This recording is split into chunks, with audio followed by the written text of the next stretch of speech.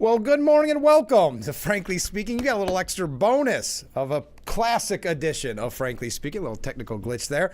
Welcome as we broadcast live from the Hesselson studio. Thanks for being patient and joining us this morning. We have a lot to cover.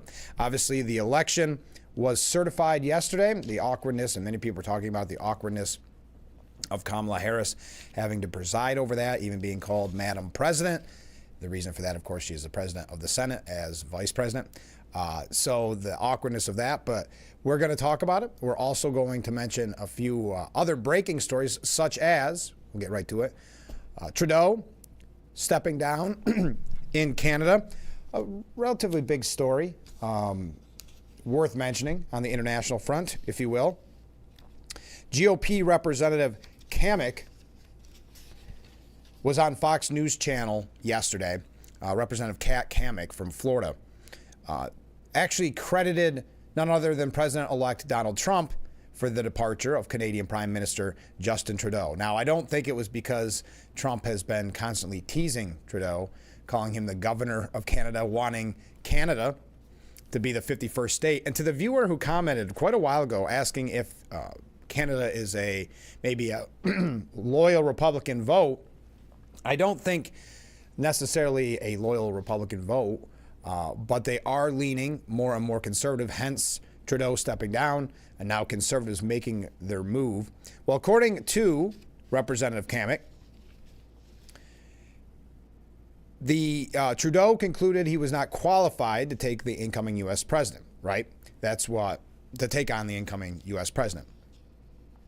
What we would say in the South, Harris, is bless his heart.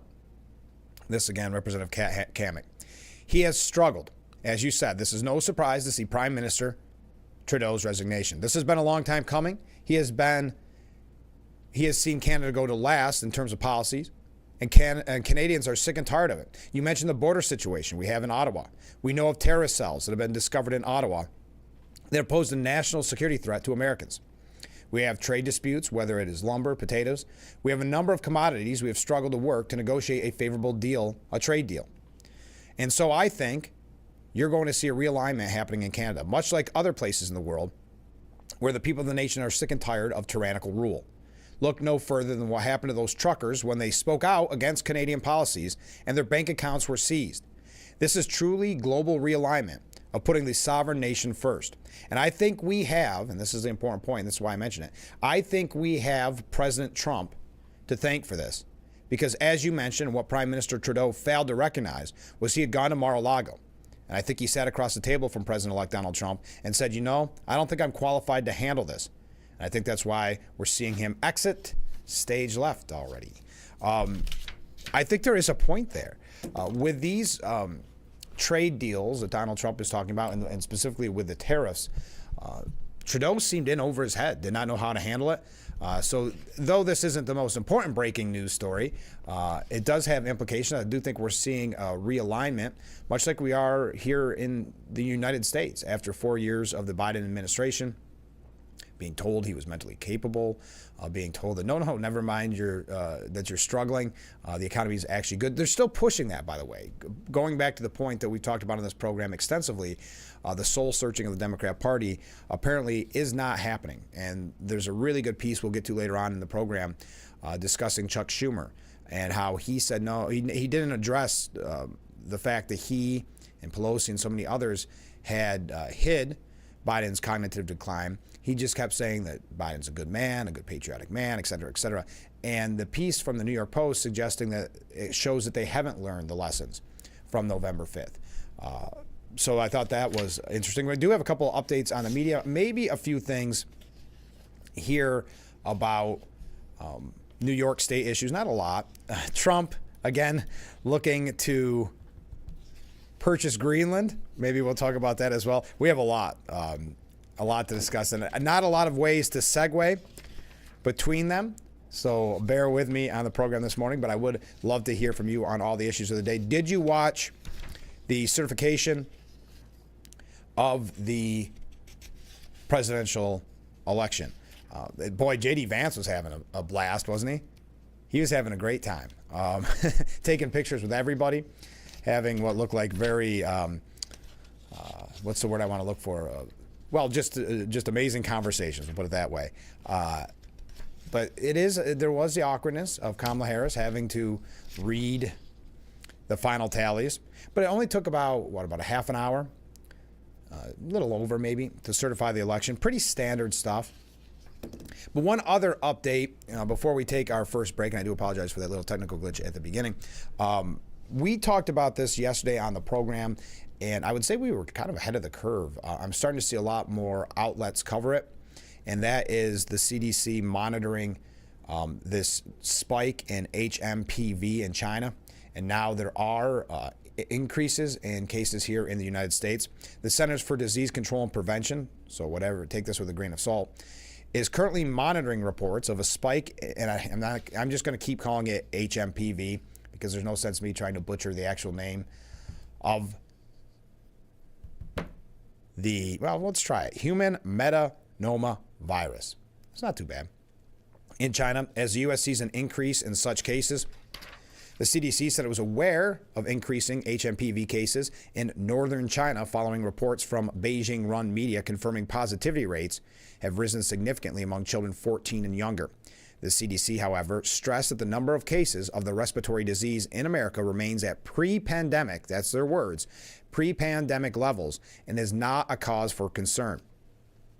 Much like the common cold, HMPV is a respiratory disease that causes cough, fever, congestion, runny nose, sore throat, and shortness of breath, according to the Cleveland Clinic. Because of its similarities with the common cold, the virus remained under the radar until it was discovered in 2001, with HMPV typically seeing spikes during the winter at the height of flu season. Just something to mention as, well, we don't always get all the facts from China. We learned about it yesterday, that it was local media in China and not really getting too extensive in it, but it has led to some deaths, hospitals being overrun. Some people saying it is reminiscent to the beginning of COVID. The CDC warning you, don't get too concerned about this. It's pre-pandemic levels. I think everybody's a little on edge. So we can talk about that as well. So much to discuss this morning. We're just getting started, just getting warmed up. I hope that you'll be a part of the program this morning. Haven't checked the comments yet, haven't checked the waves, except for the first one there when I first jumped on. So please be a part of the program. Also, no guests this morning. Tomorrow we'll have a Student Senior Services Fund interview, and we have others throughout the week. We will soon be booking, especially after the New York State of the State, Governor Hochul's State of the State and budget. We'll be talking with not just Assemblyman Palmisano, but Assemblyman-elect Joe Sempolinski. And I looked it up. He gets sworn in on the 7th. I was thinking it was the 3rd. So he gets sworn in, today. So Assemblyman-elect, as of today, a little bit later on, he'll be Assemblyman Joe Sempolinski. So we'll get him on the program later on. And plenty of guests coming up. So stay with us. We'll be right back with Frankly Speaking here on WYDC TV. Big Fox, stay with us.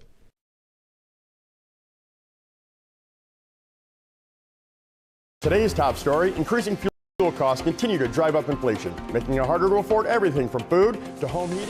Here at Hustlesons, we know the only way to beat inflation is to fight inflation. So we're fighting back with zero interest financing and big cash rebates. Get a 4-person hot tub for your family for as little as $100 per month and pay zero interest. Or save up to $3,000 on a fabulous salt system hot tub. And of course, you will always get Hustlesons' unbelievable service. Don't let inflation fears kill your dreams. Fight back with Hustlesons. Remember, it's always fun to poke in the corners at Hustlesons. Hustling plus overbooked, plus bustling, plus cleaning overlooked. It all adds up. With Mary Maid's professional cleaning services, you'll have one less thing to worry about. Mary Maid's, relax, it's done. Plus too busy, plus bustling, plus in a tizzy. It all adds up. With Mary Maid's professional cleaning services, you'll have one less thing to worry about. Mary Maid's, relax, it's done.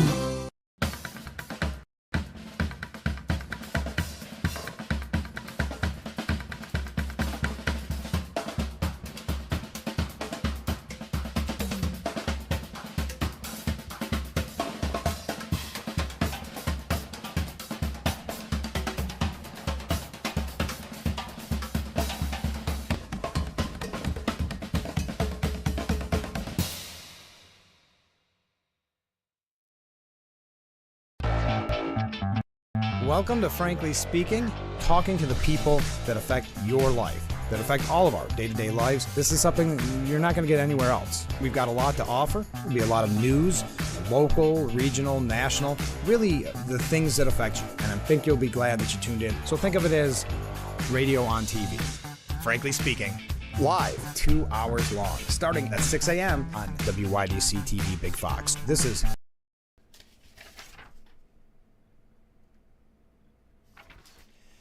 the Frankly Speaking Roof Cam. A little snowy out there this morning. Brought to you by Boss Security in Horseheads. Contact Boss Security for all your business and home security needs. We are back, broadcasting live from the Hesselson studio here on Market Street Corning. Thank you so much for joining us. So yesterday, obviously the biggest news, Trudeau stepping down, very big news, don't get me wrong, but the biggest is the certification of the election. Kamala Harris had to certify her own, I guess you could say, resounding loss to President-elect Donald Trump in front of what looked almost like a State of the Union with the cheering and the clapping. She certified her major loss to President-elect Donald Trump yesterday, formally ending a whirlwind election cycle that saw Harris succeed President Biden mid-race, raise a whopping $1 billion in fewer than 12 weeks, yet ultimately flop in all 7 vital swing states. Now, we've heard various numbers on this, anywhere from $1.5 billion to $2.5 billion that she spent in 107 days. What's a billion between friends? 107 days, and was actually in debt last we knew. I understand there's still fundraising, trying to make up some of that deficit. But imagine if that's how she spends her money in 107 days, what she would have done with the taxpayers' dollars. But we continue. In that moment of cruel irony, Harris was addressed as Madam President during Monday's joint session of Congress as a nod to her status as the President of the Senate rather than her electoral success. Harris won one fewer electoral vote than former Secretary of State Hillary Clinton did in her own ill-fated attempt to win the White House 8 years ago, as Arizona, Georgia, Michigan, Nevada, North Carolina, Pennsylvania, and Wisconsin all broke the GOP's way to give Trump a 312 to 226 electoral college victory. It was fun to watch. I mean, it was pretty, parliamentary procedure. So wasn't really too overly exciting. Now, the vice president's electoral vote total was the smallest. I thought this was very interesting. It was the smallest attained by any Democrat since Michael Dukakis, who would only get 111 votes in his 1988 defeat by George W. Bush. The drama-free joint session, that can't be right, though. What about Mondale? Her electoral vote total was the smallest attained by any Democrat since Dukakis. I see. Okay. Yeah, with George W. Bush. I get it. Because I was going to say Mondale was much lower. But it was drama-free, you do have to say that. And it lasted right around 30 minutes with 434 House members and all but one of the 100 senators in attendance. I believe it was actually, didn't Mitch McConnell skip on this? And you know how the media covers it. Was it because of his dislike for Trump, or was it health issues? Creating drama where perhaps there's no drama. Even Nancy Pelosi attended, who is recovering from that hip surgery. You saw her using a walker. Senator Mitch McConnell, who broke with Trump after he refused to accept Joe Biden's victory in 2020, was nowhere to be found. So again, you asked the question, was it? Is there a dislike there? I know Mitch McConnell does not care for Trump. I mean, I think he's made that very clear, though he didn't actively campaign against him as far as I'm aware. But is this kind of I'm not interested in supporting Trump? Something that we'll probably find out in the future. McConnell was not one of the 7 Senate Republicans to vote to convict the former president for inciting an insurrection when a mob of his supporters breached the Capitol. Boy, there's been a lot of talk about that yesterday. What was there? I'll ask this question. I'll pose this question to you. What got more coverage? The 4-year anniversary of the January 6th Capitol riots, or the actual certification of the election? A lot of times they combine them into one story, showing a picture from 4 years ago to a picture of yesterday, talking extensively. Well, Sonny Hoiston is getting a lot of pushback. We'll talk about that in a moment, but getting a lot of pushback for what she compared January 6th to. We'll mention that, but I want to give you, again, not a breaking story, but a news story about yesterday's certification. Now, Harris won, as I said, fewer electoral votes than Hillary Clinton in her loss to Trump. Now, we know, going back to McConnell, that in the past, he privately blasted Trump as stupid, ill-tempered, a narcissist, and a despicable human being. This is behind closed doors, according to sources. You always got to take that with a grain of salt, and that was in his final days of his first administration. That coming from the bio on the, not autobiography, but the biography on the Kentucky Republican, Mitch McConnell, in October, called The Price of Power. Monday's joint session took place amid the backdrop of the chaos and violence of 4 years ago, with hundreds of extra National Guard members providing boosted security on Capitol Hill. However, a combination of snowy weather and the nature of Trump's victory kept any protesters and demonstrators away. And that's, I think, something that I'm finding, and I would love to hear your opinion on it, something kind of fascinating in the fact that because it was such a landslide victory, I'm not saying there isn't pushback, and I'm not saying there's not going to be protests, but a lot of this, I think I read this is the first time since George W. Bush, first term, that a Democrat hasn't challenged some of the electoral count, meaning challenging a state. Now, I know they've made this more difficult ever since 4 years ago to challenge the results, but I found that interesting because when they talk about denying the election, that this was the first time a Republican had not had the electoral count challenged since George W. Bush back in 2000. So I guess it's like I said, the landslide victory that caused many to not willing to pick up that fight. As I mentioned, VP J.D. Vance, he was having a ball yesterday, chatting with lawmakers, taking photos, selfies. I guess he ran into Marjorie Taylor Greene, and she was wearing an oversized Trump hat. And he said something to the extent that he bought his mother for Christmas a big MAGA hat, bigger than Marjorie Taylor Greene's, and he said to her, "My mom likes Trump so much," I'm paraphrasing here, "my mom likes Trump so much that she makes you look like a Democrat," to Marjorie Taylor Greene. So Harris told reporters, and I think a very awkward kind of, it wasn't a press conference, it was just kind of fielding questions. It was pretty awkward, kind of normal cadence for Kamala Harris, saying, well, today was obviously a very important day.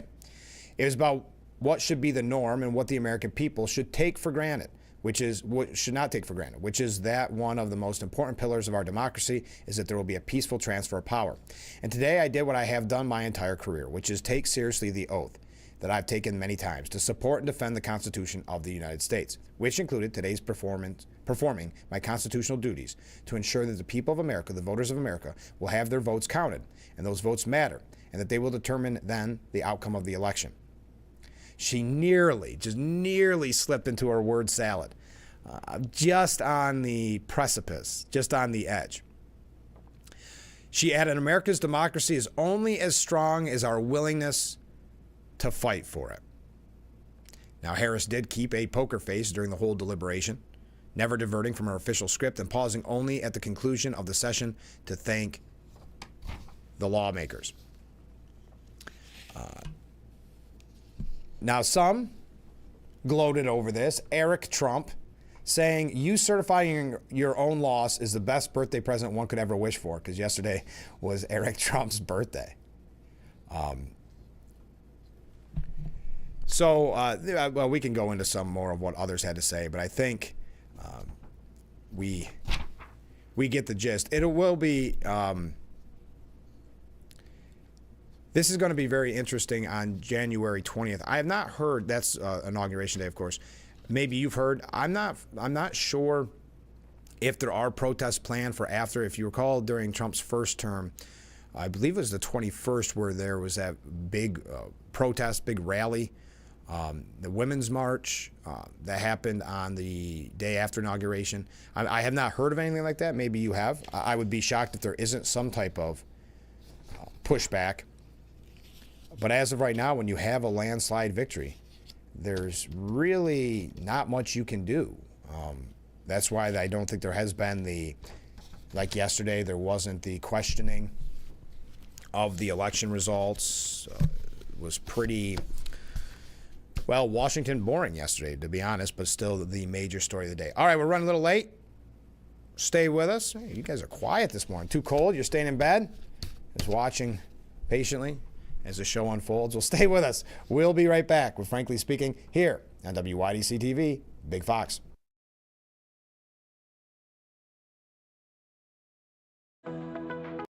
At John G. Ullman & Associates, our clients come first. As a fiduciary, we build personalized plans rooted in our shared ethics and values. And you've been doing this for 45 years?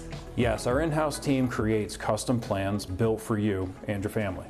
We like the idea of a relationship that lasts. That's what we're all about, helping you and your family build and protect wealth for generations. John G. Ullman & Associates, here for everything your money touches.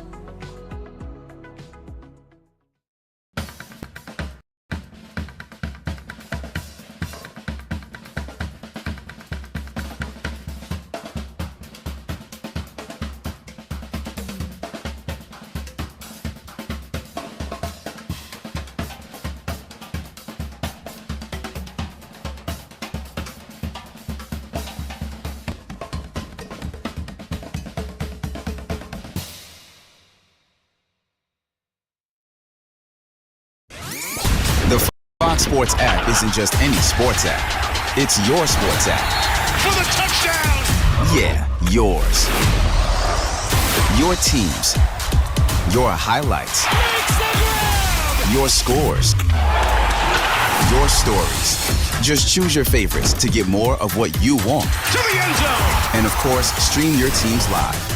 The best part is free with your pay TV subscription. Grab your Fox Sports app today.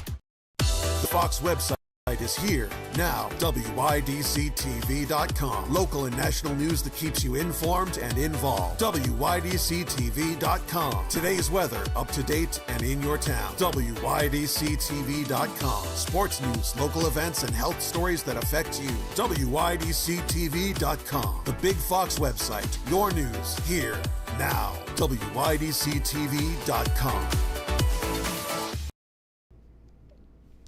The Frankly Speaking Roof Cam, brought to you by Boss Security in Horseheads. Contact them today for all your business and home security needs. Thank you for joining us as we broadcast live from the Hesselson studio here on Market Street in Corning as we talk about the certification of the national election, the presidential election. I do want to highlight, and we had a guest on the program yesterday, Andy Petros, who I spoke to yesterday. Sounds like he's getting a great response for his forum, his Zoom forum coming up tomorrow. And I just wanted to remind you this. It's a forum on how to run for local public office. This is a big year for local races. There's a lot of different positions up. So if you're thinking of running, or you know somebody that maybe you've tried to encourage in the past to run, you could be a part of his forum tomorrow at 6 p.m. Again, it's on how to run for local public office. Contact him at apatros, it's A-P-A-T-R-O-S, at stny.rr.com. But he has received quite a good amount of participants already. Okay, so back to the certification of the election. I wanted to mention yesterday, our Congressman Nick Langworthy had a press conference after the certification, and I was hoping to be able to play it. Did not have an opportunity this morning because of some technical issues, but we do have a quote from the congressman here. Today, I was proud to participate in the certification of Electoral College votes and help us get one step closer to President Trump taking office on January 20th. With President Trump headed back to the White House and Republicans controlling both houses of Congress, we have a historic opportunity to deliver real, meaningful change. We have a lot of work ahead of us to steer America back on the right track. We must rein in the federal government so that we lower costs for hardworking families, secure our borders, protect the freedoms of individuals, restore our energy independence, and end the woke policies of the left that are holding our country back. Under the leadership of President Trump, with the help of a Republican majority in Congress, America will enter a new golden age of prosperity and strength. So thank you to Congressman Nick Langworthy for those comments about the certification of the election. We know that Congressman Langworthy is a big Trump supporter, has been for quite some time. So those words come as no surprise. But yes, as we near January 20th, it seems if there could be some hitting the ground running. I don't think Trump is going to sit back like last time, and I think even Trump supporters have admitted this because he was not a politician, had not been in a situation like that before. I don't even mean just being the president. I mean just winning elected office. That it created a scenario where he was a little bit behind the 8 ball. Well, not this time. And let me say, if you're on his email list when it comes to the Trump-Vance transition team, you know what I'm saying. He has nonstop name after name of people he's putting in different positions. Then you have something that's not a government agency, but something that so many are excited about, to Congressman Langworthy's point about controlling the federal spending, and that's DOGE. Of course, so many people talking about DOGE and some of these unique ideas that he is offering. So it's going to be interesting after January 20th. Yesterday, or maybe it was yesterday, the day before, he said that he was going to look at the pardons of the January 6th rioters. Now, I have to mention this because yesterday's coverage, as you know, was extensive about 4 years ago, January 6th of 4 years ago. And I'm going to have a couple media updates for you throughout the morning. So this is kind of a media update, but also ties in with that coverage. Sunny Hoiston on ABC's The View. She was discussing, she's a legal analyst on ABC, but also specifically The View. She says that the nation should not move on from the events of January 6, 2021. And that is a common refrain. It was yesterday anyway, where many people said we cannot forget. It was a threat to democracy. Sunny Hoiston took it a step farther, calling January 6, 2021, quote, "It was one of the worst moments in American history, like World War II, the Holocaust, and slavery." Now, it's interesting how she worded it. Well, she said, "I think we need to find moral clarity, in this country." And I just remember after January 6th, excuse me, you had someone like Mitch McConnell placing the blame on January 6th where it belonged squarely on Donald Trump's shoulders. And then you started seeing people backtrack and losing their moral center. You had Condoleezza Rice, I believe, on this very show saying we need to move on from January 6th. And listen, I think Condoleezza Rice had a good point at the time and still to this day. They continue, and I don't think it necessarily helped when it came to the election, that was the laser-like focus that they kept mentioning, January 6, 2021. I think it got to the point where it had, well, just like to Sunny Hoiston's, the words that she used to describe it, gotten out of control on how they were pushing it to suggest that anyone that was at that rally was a part of the storming of the Capitol, or anybody who supported Trump supported the overturning, if you will, of the government. But she continued, Sunny Hoiston, saying, "I say no, you don't move on, because January 6th was an atrocity. It was one of the worst moments in American history." And when you think about the worst moments in American history, like World War II, things like happened like the Holocaust, slavery, we need to never forget, because past becomes prologue if you forget and erase. We need to never forget about past because what? We need to never forget, because past becomes prologue if you forget and erase. That's a weird way of wording that. I find it confusing. Yes, World War II was a very difficult time for this country. I'm not sure. Is it knee-jerk at this point from those on the left to, and I think this is horrible. I think this is despicable, but to use the term Holocaust in this way, because she's talking about American history, and the Holocaust was the Nazis doing. I'm just confused. It's almost like she's putting the Holocaust, the blame of the Holocaust, on the United States in some way. I think this may not have been the most well thought out argument Sunny Hoiston's ever made, but to show you their thoughts on January 6, 2021, that she equates it to World War II, the Holocaust, and slavery. Now, of course, she has gotten pushback over that since, has been highly criticized for making that statement. But I guess that's what you've come to expect from The View, this kind of vitriol, this kind of anger. So it is interesting to see in certain media circles those that are realizing maybe it's time to do some soul searching, maybe realizing, like MSNBC, not that they're doing soul searching, but that their ratings are plummeting. Start to realize that maybe people aren't just looking for bias all the time, not just looking for anti-Trump articles and anti-Trump newscasts, which is, again, we talk about the fact-checking, and you watch these interviews, and they're so frustrating. They're so uncomfortable to watch because the anchors want to be the news. They want to make the news. It's no longer reporting the news. They want to make the news. So they want to interrupt during the election of J.D. Vance, Speaker Johnson, Tom Cotton. They want to interrupt and do these fact checks, even admitting during the debate that they only practiced fact-checking Trump and not Harris. And that wasn't said in an embarrassing or sheepish way. That was said in a way to prove their bona fides as actual debate moderators in their mind. And that is going to tie in with some updates we have on the media because there's unfortunately so many examples of this bias. I don't think the soul searching, just like we saw yesterday with Senator Schumer, the Democrats can continue to say they're going to take a look in the mirror, and the media can continue to say they're going to take a look in the mirror, but we're not seeing that. We're still seeing the same rhetoric, like Sonny Hoiston here on January 6th, like Chuck Schumer saying, really skirting around the issue of them hiding the mental decline of Joe Biden. I mean, look, we have all the quotes where sharp as a tack, that if you see any of those videos of him fumbling and stumbling, it's right-wing propaganda, et cetera, et cetera. So I don't think they've learned a lesson. I know that's kind of been the theme of the program lately.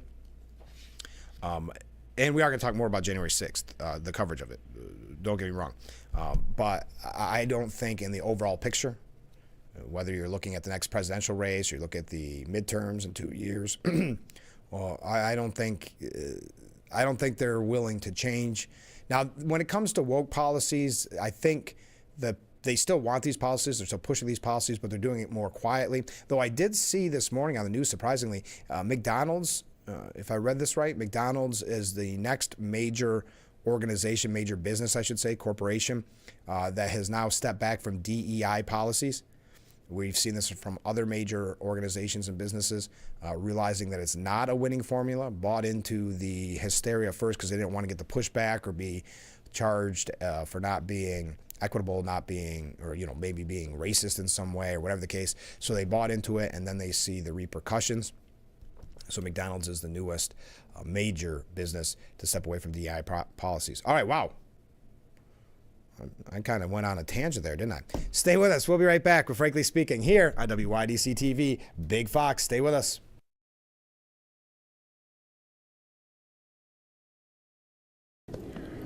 Are you or someone you love at risk of falling in the home? Did you know 80% of home falls happen in the bathroom? If you are still stepping over a tub to take a shower, please call Bath Planet for a free design service. Our certified design team will take all the measurements and work with you to design a bathroom that never has to sacrifice style for safety.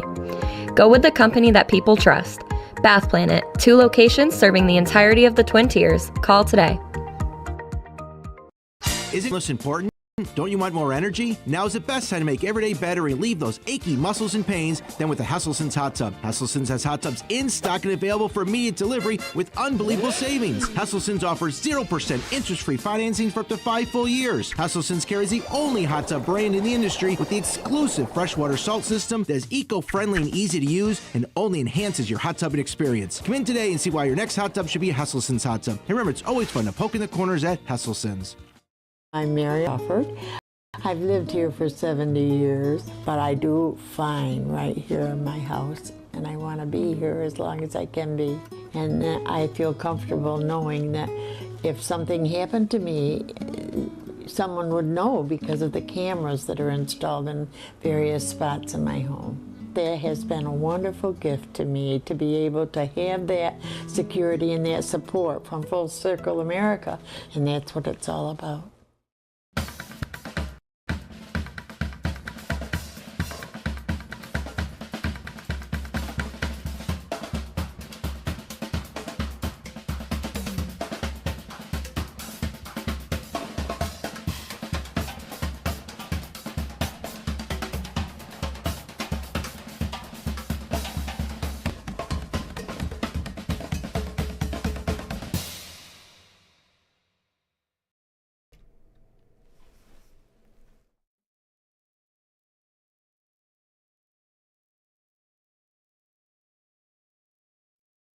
The Frankly Speaking roof cam. I'm just staring off. It's so beautiful this morning with the snow falling, just a light dusting. But the roof cam is brought to you by Boss Security in Horseheads. Contact them today for all your business and home security needs. It's a beautiful morning. We're broadcasting live from the Hesselson studio. We've got a lot of comments from viewers. People who would protest Trump may now be afraid of what he would do after 4 years of what happened to him. To your point, I'm very troubled by this in a way, but and I've got other comments too.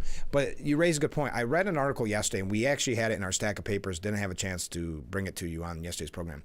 But there's certain people in the LGBTQ community who are buying guns and learning how to shoot, because they have a fear, and this is how bad the media is and how bad the Democrat Party used fear-mongering during the election. They have a fear that Trump is going to put them in internment camps. And if those individuals are watching an MSNBC or watching, maybe going online and going to far-left organizations to get all their news, you really can't blame them for feeling this way. It's not the case. It's unfortunately, they've been duped by the propaganda. They've been brainwashed by the propaganda. That is not going to happen. But look, Kathy Griffin saying, come and see me perform. She's using it as a way to promote her stand-up, I guess is what you'd call it. Come see her perform before she's thrown in an internment camp. I saw yesterday, I think Jimmy Kimmel suggested he's going to be arrested. I mean, these people have been so full of hate since Trump came down that golden escalator that it has become unhealthy. I know people call it the Trump derangement syndrome, and I do believe there's something to that, because for the members of this community, the LGBTQ community, and it's not all, but some, and there was a major article yesterday, arming themselves for fear that they're going to be thrown in internment camps, show that what the Democrats did while running for president, whether it's the Harris campaign, whether it's surrogates, whether it's the media, they have done a major disservice to the country. They have created so much fear and such a divide, and continue that divide today, that it's really heartbreaking in many ways. Next up, comment from a different viewer. I wish people would take the time to realize how many people voted to continue the decline of the United States. Millions of people voted for continuing less freedom, higher prices, and laws that protect criminals. As Biden leaves office, he, or should say whomever is leading the country, is proving people don't matter. Awarding contributors and banning energy production proves Democrats are the party of the rich and elites. Well, I think that's a very interesting part of this, because never has big money played such an important role in the presidential race. It really was one of the reasons that Biden eventually dropped out.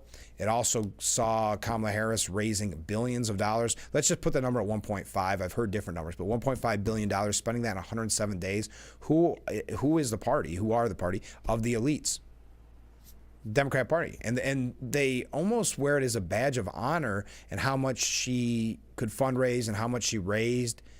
They don't like to talk so much about how much they wasted, paying some of these celebrities essentially for endorsements or for not even performances. Beyonce got paid, according to President-elect Donald Trump. She got paid and didn't even perform. Remember, there's a lot of people at that rally that were upset because it broke that Beyonce was going to be at the rally, and the media presented it in a way that she was going to perform. All these people show up and she didn't perform, just gave a speech. And so it actually was kind of a backlash. But anyway, so I think you raised a very good point. Thank you. Next up, comment from a different viewer. It was worth the Trump landslide to prove that outspending a candidate by double doesn't always mean victory. It's the message, not the money, that won on November 5th. Yes, it was the message. This idea, and there's something to be said, and I know I've said this on the program numerous times.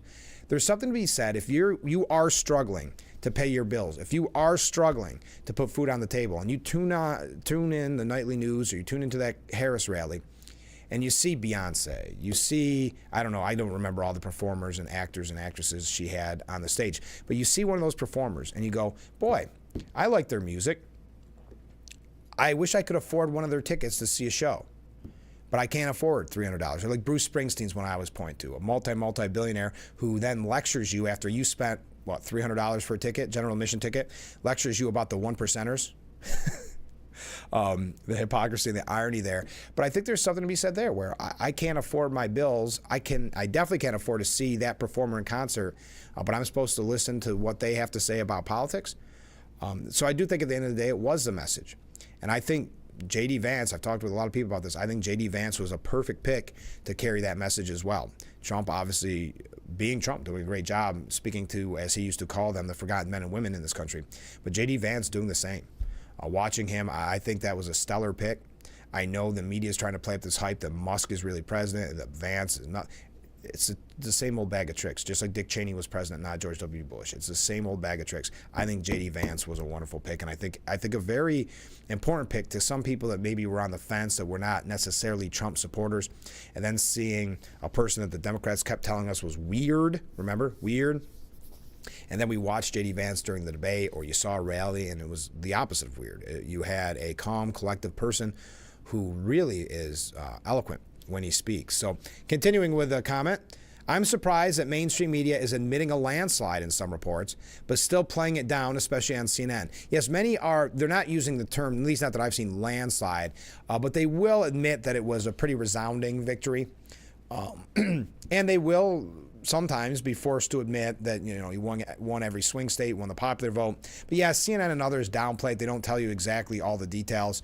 That's very obvious. They don't want you to know. Remember, right after we all knew it was a mandate, we all knew it was a landslide. What was it, about a week later, where some in the media and some of the talking heads and some of the politicians started saying, well, it's not really a mandate. Because if you recall, when we had former Congressman Joe Semplinsky on the program, I asked him the question, if Harris had won with these numbers, would they say she had a mandate? And he said in no uncertain terms, what we all knew, absolutely, they'd be calling it a mandate. But they started downplay it. We had someone the other day suggesting, well, it wasn't as big of a win as you think it was. Like you said, if the shoe was on the other foot, imagine what the media coverage they would be using. CNN and others would be using the term landslide to that viewer's point. It's like continuing. It's like the last 4 years of politics partied so hard that they, we'll say people could be eating breakfast, got sick everywhere. And now President Trump is back to mop up the mess. Thank you very much. All right, let's take a break. I heard the Corning whistle. We got to take a short break. We've got a few other things about January 6th. We're having a good time chatting this morning. Thank you for being a part of the program. I'm probably going to tie in with some point to what that viewer's comment is if I have a chance about banning of drilling. Really trying, and I know we've said it a million times, but trying to gum up the works for Trump to make everything more difficult on day one for him. We'll talk about that, some other decisions that Biden is making on his way out the door. So stay with us. We'll be right back with Frankly Speaking here on WYDC TV, Big Fox.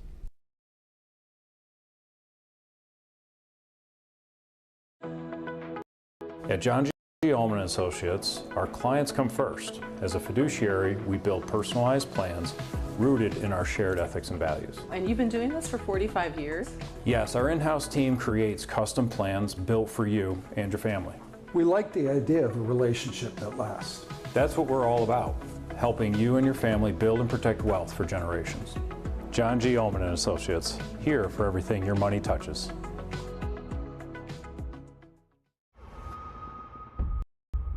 I'm Nancy O'Dell. This is Crime Expose. It's chilling, it's haunting.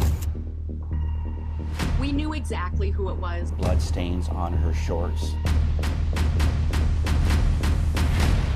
See you in September.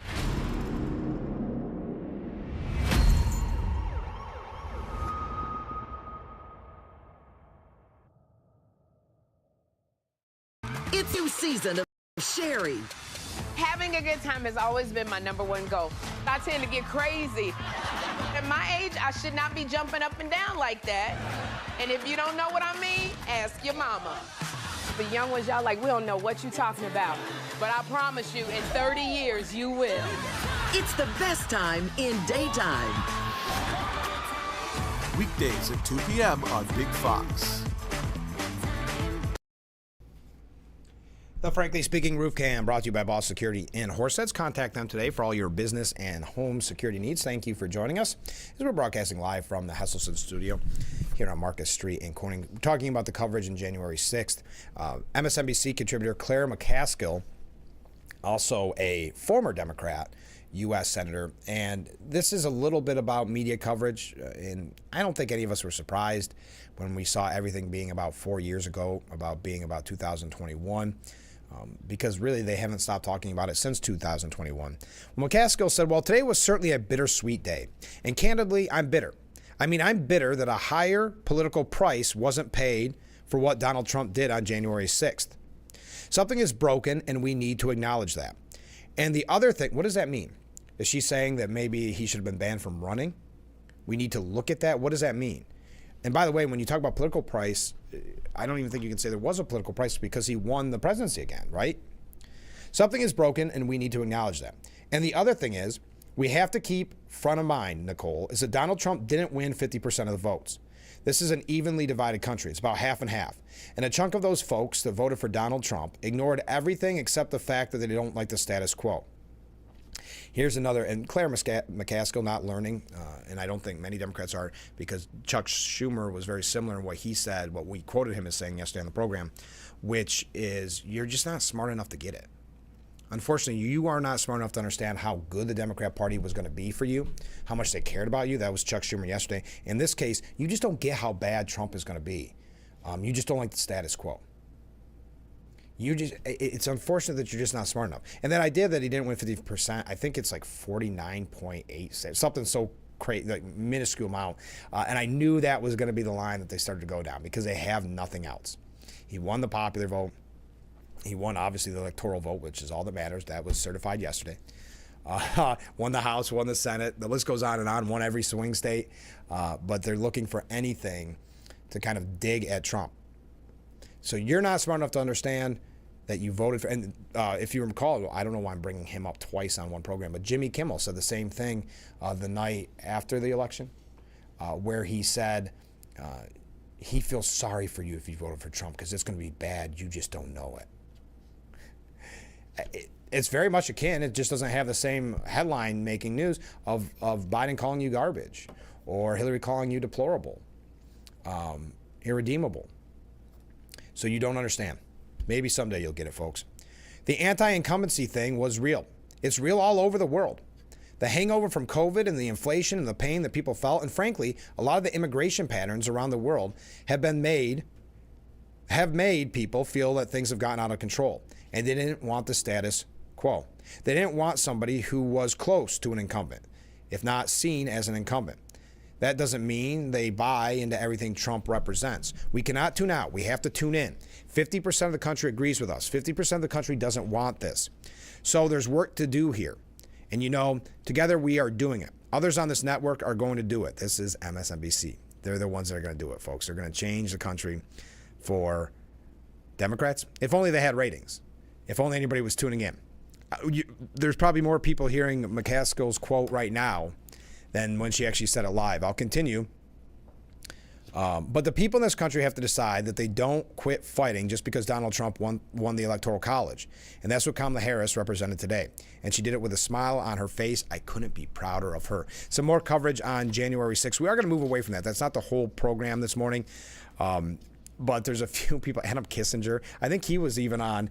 I mean, he was not even a good congressman. But he made his name by being anti-Trump, by being a Republican that badmouths Republicans. So where does he get hired? CNN, of course. So I see he was on, I want to say, Stephen Colbert or something. I mean, the guy could not be less relevant. And yeah, his quote was everywhere. We're going to see what he had to say about January 6th. We also have some other comments on it as well. We'll probably change the topic up in the next hour, but we do have to take our last break of hour number one. Boy, this show's going quick, isn't it? Stay with us. We'll be right back with Frankly Speaking here on WYDC TV, Big Fox.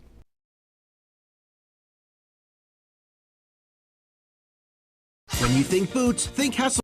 Hesselson's. Hesselson's has the largest selection of work boots in the area. Composite and steel toe boots, Met Guard boots, soft toe boots, and hikers, duty and western boots all in one location. Hesselson's at Meyer Heights. Hesselson's has men's and ladies boots in all sizes and widths. Choose from the largest names in the industry. Danner, Carolina, Timberland Pro, Keene Utility, Thorogood, Area, and Georgia, to name just a few. Hesselson's has been locally owned and operated since 1955, so when you think local service and great selection, think Hesselson's. Remember, it's always fun to poke in the corners at Hesselson's. I'm Marianne Crawford. I've lived here for 70 years, but I do fine right here in my house, and I want to be here as long as I can be.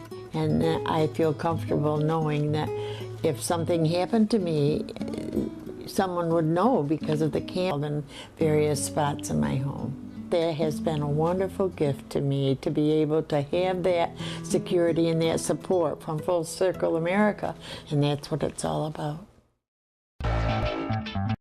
Welcome to Frankly Speaking, talking to the people that affect your life, that affect all of our day-to-day lives. This is something you're not going to get anywhere else. We've got a lot to offer. There'll be a lot of news, local, regional, national, really the things that affect you. And I think you'll be glad that you tuned in. So think of it as radio on TV. Frankly Speaking, live, 2 hours long, starting at 6 a.m. on WYDC TV Big Fox. This is History Making. The Frankly Speaking Roof Cam, brought to you by Boss Security in Horseheads. Contact them today for all your business and home security needs. We've been talking, as we broadcast live from the Hesselson studio, a little bit about January 6th, and there is quite a bit of coverage of that, but I think it's more than just January 6th of 2021. The coverage is more another example of this idea that you're just not smart enough to understand things that are going to happen under Trump. You just don't get it. You just don't understand. You're not smart enough. Chuck Schumer saying that they didn't do a good enough job of pushing propaganda to convince you that they care about you. All right, so many comments coming in. Thank you for this. Let's wrap up this hour with the comments. First off, morning, Frank. Well, hey, good morning. It's my opinion that it is not Biden alone who is trying to sabotage President Trump's presidency, but rather the Socialist Democrat Party. This fact alone certifies that Democrats do not care about our country and its well-being, but only care about getting reelected. Well, we know there's people behind the scenes definitely controlling what Biden's doing, unfortunately, making many of these important decisions. And a lot of these decisions on the way out the door, which we'll have examples of here in a little bit, are to hurt the incoming president. Comment from a different viewer. I still can't get over that of all people, George Soros and Hillary Clinton got awarded the Presidential Medal of Freedom over the weekend. And I appreciate your next word, your next statement, and I like the way that you changed it to keep it G-rated, but I feel like there's more landmines in trying to say that sentence than if I just said the other. But it was a final, you know what, to the opposition. It was a final, hey, you know what, you might have won. It kind of pettiness, let's say pettiness of, oh yeah, you won, but hey, we're going to move 37 members off of death row. We're going to ban drilling. The list can go on. I'm going to pardon my son. It's all, and we're going to give an award to George Soros and Hillary Clinton, all to kind of say, you know, kind of stick it to Trump, trying to get petty and get under his skin, and try to, again, be a fly in the ointment when it comes to his chances over the next 4 years. Continuing, CNN, from a different viewer, CNN coverage of New Year's Eve just was disgusting, drunk, low-life behavior. A terrible way to portray America bringing in the new year. I did not watch it, though I did read coverage of it, and I know that is their shtick at CNN. Now, on regular broadcast, the FCC will not allow you to drink. I couldn't crack open a beer right now. Not that you would want to at 7 a.m. anyway. But, yeah, I couldn't crack. That's against the rules on broadcast.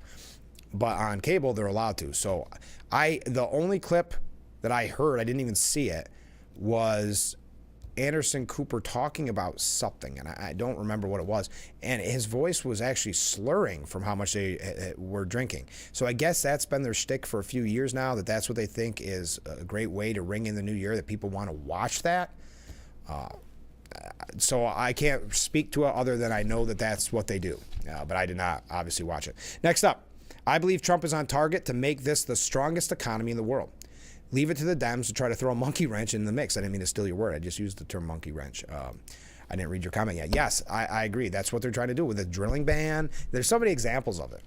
Making it easier for illegal immigrants to stay here. They're going to try to do everything they can. I think Trump is prepared for that. I think, yes, he is commenting on some of these things on Truth Social, don't get me wrong. But I don't think any of this is coming to a surprise. Well, this goes into what Adam Kissinger, who I said is essentially a joke. It was never really relevant in the first place. But he said, we're in the emotion. Donald Trump got defeated. And look, this is about January 6, 2021. And his base, and he convinced the base that the election was stolen. That for 4 years built this intense anger where they truly believed this deep state garbage was happening. See, that deep state garbage was happening. Yet remember, Politico just recently, I know I'm going to run late, Politico just recently telling essentially the deep state, telling the bureaucrats, the nameless, faceless bureaucrats, to be in opposition to Trump behind the scenes, to make it more difficult for Trump behind the scenes. Admitting, Politico, not hardly a Trump fan, admitting that there is this deep state. But of course, they always have to say alleged deep state or deep state garbage. He's going to be president now for 4 years. He's going to own everything that happens in the economy, everything that happens in the world. That like excitement of we have all been robbed will wear off. History has this amazing ability to accurately reflect the happenings of the day. So while today is kind of surreal that we're here 4 years later after that, putting Donald Trump back in the presidency, history will not be kind to him. If there's anybody I know who I trust, it's Adam Kissinger to really get predictions right and to really know. So history will not be kind to him.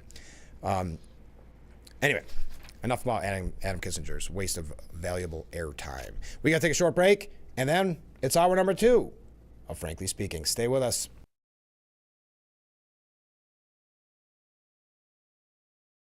When I was in law school, my father had to stop working when he developed early Alzheimer's. Social Security disability benefits saved my parents financially. I'm Peter Gorton of Lockman & Gorton. Now I'm a lawyer who helps people when they need Social Security disability. If you can't work, I'd like to help. For a free consultation, call Lockman & Gorton toll-free 1-800-698-0567.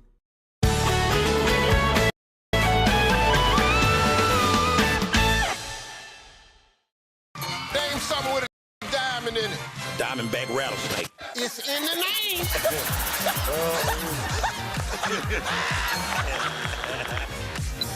Name a low-calorie food you might make your edible underwear out of. Salmon. Watch it weeknights. Share it the next day. Wild caught Norwegian teriyaki. Share in the fun. Weeknights on Family Feud. 7 and 7:30 on Big Fox. Sheldon and Missy face off in Why can't we watch DuckTales? Because we don't learn anything. Book Smarts versus Street Smarts. Is it working? Are you feeling motivated? Very. It's the battle of twins. Life is so confusing. I always hoped it would be easier for me when I grew up. It's gonna be all right.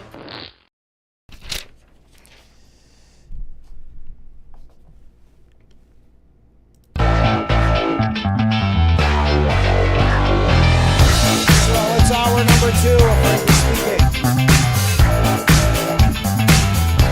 As we broadcast live from the Hesselson studio here on Marcus Street in Corning, thank you so much for joining us this morning. We've covered a lot. We talked a little bit about the certification of the election and the media tying it in with January 6th of 2021. As a matter of fact, that I think this is more of a look at not January 6th, 2021, but more of a look at the media's narrative, their fear-mongering. CNN's anchor Abby Phillip saying, so January 6th, I think, is a symptom of a broader problem, which is that there are millions of people in this country who are willing to believe anything that Trump says, even if it's a blatant, provable lie. Would you ever tune in to CNN and have them say that exact same thing when it comes to Harris or Biden? I mean, there were Harris supporters and Biden supporters who were willing to believe blatant lies that Biden did not have cognitive decline issues. This is just a larger picture of the media, and that's why I'm mentioning it. I know that is a topic that we discuss a lot on this program, and I think it's worth discussing. CNN, another CNN example. Jim Acosta. I'm jumping right into hour number 2. Sorry. Keep those comments coming in. I didn't even jump into other topics. I do want to get away from January 6th, and I'm kind of working through that quickly because we have so much else to get to. But Jim Acosta said on the Newsroom, which is apparently a program on CNN, he asked Brad Todd, he said, "Brad, is it time for Donald Trump to apologize for what took place 4 years ago?" Brad Todd said, "I wouldn't expect Donald Trump would apologize. I think nor do I expect Democrats to apologize for trying to undo his presidency by all legal and extra legal means after that." Well, he's trying to keep his job or keep being an analyst. Extra legal? Come on. Acosta wasn't having it. Oh, come on, Brad. Come on. So Brad Todd said, no. Look. Well, he said no, dude, which, whatever. I'm not really sure who Brad Todd is. Look at our own polling. Look at CNN's own exit polling. Voters who said they voted on democracy were evenly split between Democrats and Republicans. January 6th was a dark day in the history of our country. Donald Trump bears a lot of responsibility for that. It is something that should be a part of his legacy forever. However, voters, they punished him for it. That's why he was behind Ron DeSantis by 20 points until Alvin Bragg indicted him. And once voters decided that Democrats were determined to prevent Donald Trump from being elected by any extra legal means, they decided maybe this wasn't as clear. I think, listen, you've heard me say on this program a lot, I do think Alvin Bragg and Letitia James, depending on what party you're in, should either be thanked or should be a social pariah. I think they should be thanked if you are a Trump supporter because the lawfare brought so many people to Trump's side that were not typically Trump supporters. I think if you're a Democrat, you should be outraged and not trying to lionize them in some way. I think you should be outraged at them because Donald Trump had the perfect quote, and I do paraphrase it, I think. I can't remember the exact wording, but at one of his rallies, he said, "I'm one indictment away from the White House." And he was right. It was that constant use of lawfare. But this is what Jim Acosta had to say. I mean, shouldn't your party have just rejected him? Meaning that shouldn't the Republican Party just rejected Trump? Just flat out rejected him. From Kevin McCarthy to Mitch McConnell to the whole lot of them. How could your party let him be a nominee again? Isn't that the question? Well, Brad Todd responded, "Watch what Kevin McCarthy and Mitch McConnell said in the aftermath of that. They absolutely did condemn, and Mitch McConnell was slowing down in the months afterwards on the floor. Nancy Pelosi decided to use January 6th for partisan gain, though." But you should have flat out rejected Trump. What are your thoughts? I don't think I posed this question yet on the program. What are your thoughts, because we've talked about it with Canada, your thoughts about President Trump pushing to purchase Greenland? He ramped up his calls to take ownership of Greenland in an amusing social media post yesterday. This coming from our friends at Fox News. The move comes as the president's son, Don Jr., is preparing to travel to Greenland on Tuesday. The trip will be undertaken in a personal capacity, and he is not expected to meet with government officials. In a Truth Social post, President-elect Trump said that he was, quote, "hearing that the people of Greenland are MAGA." And then he attached a video that purportedly shows a Greenlander asking the U.S. to buy his country. "If you could tell Trump anything, what would it be?" a woman is heard asking. "Buy us, buy Greenland," the man said, wearing a MAGA hat. He then added that he loved Americans and wanted to be free of the Danish government. "We don't want to be colonized by Danish government anymore. We get ripped off every year with our minerals from Greenland. We are the richest nation in the world, and we don't get to use them. Denmark uses us too much."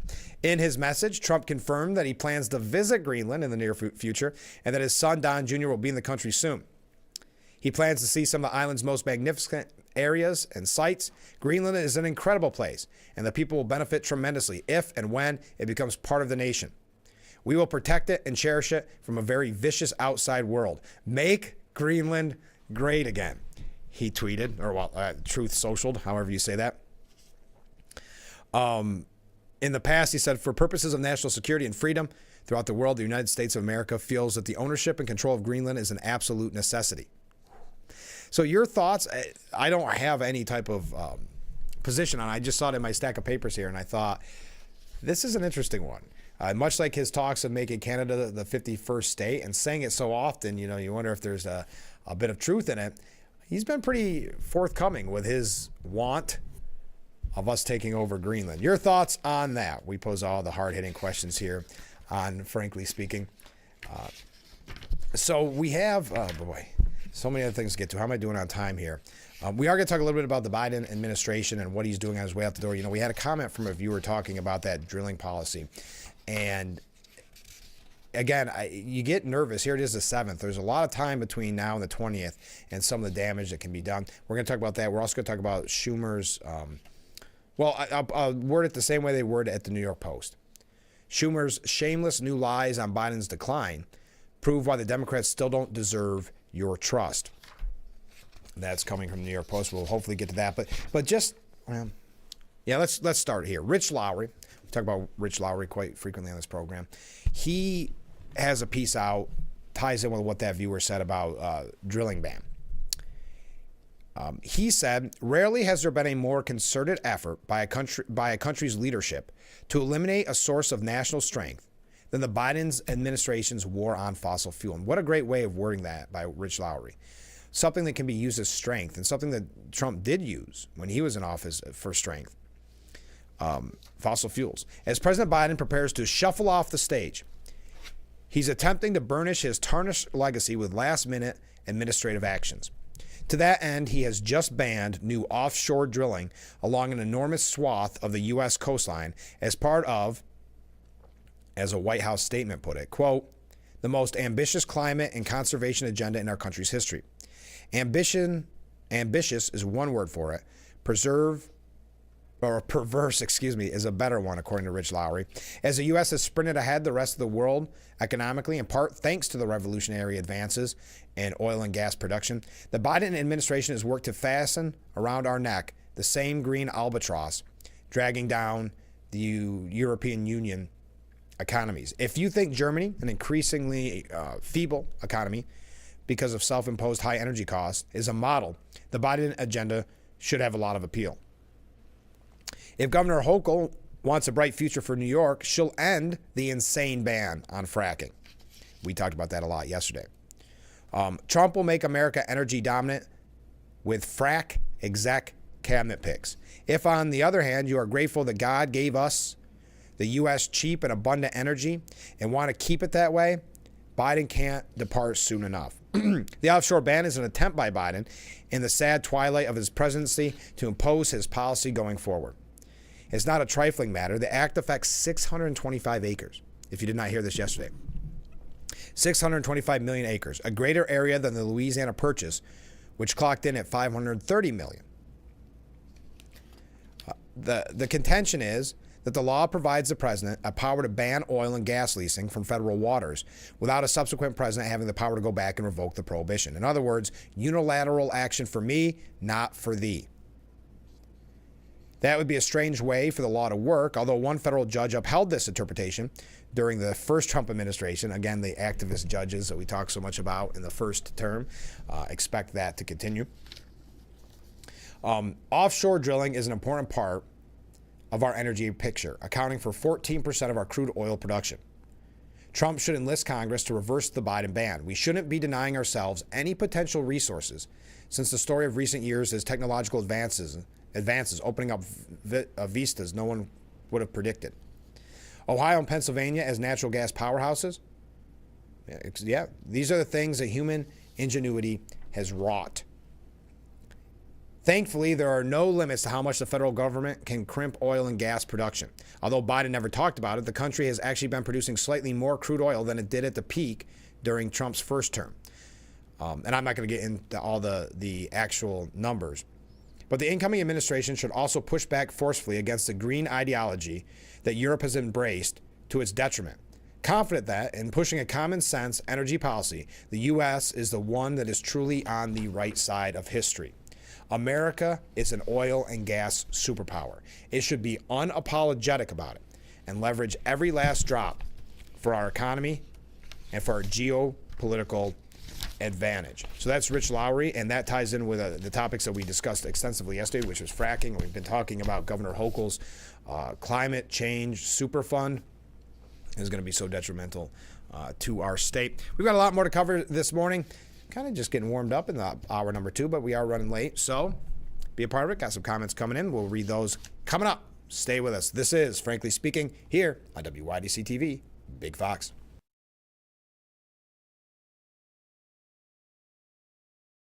know, William, with the name Camille growing up, I had a lot of nicknames. Camille Schmiel, Cammy, Camera, Cam. Oh, I remember. Cam on the Lamb. Chameleon. Charles. That was a weird one. Did you have any nicknames? Bill. Bill. Yeah, I guess that's it.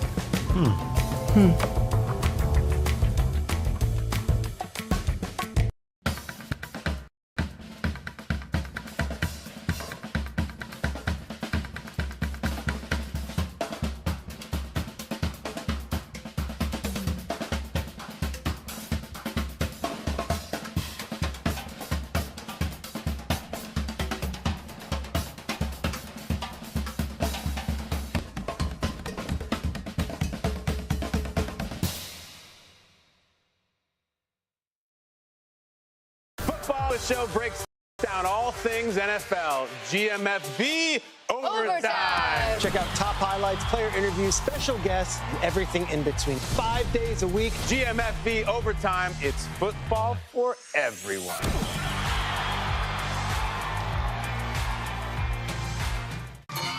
Name something with a diamond in it. Diamondback rattlesnake. It's in the name.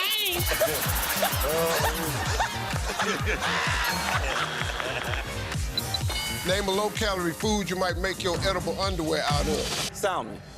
Watch it weeknights. Share it the next day. Wild caught Norwegian teriyaki. Share in the fun. Weeknights on Family Feud. 7 and 7:30 on Big Fox.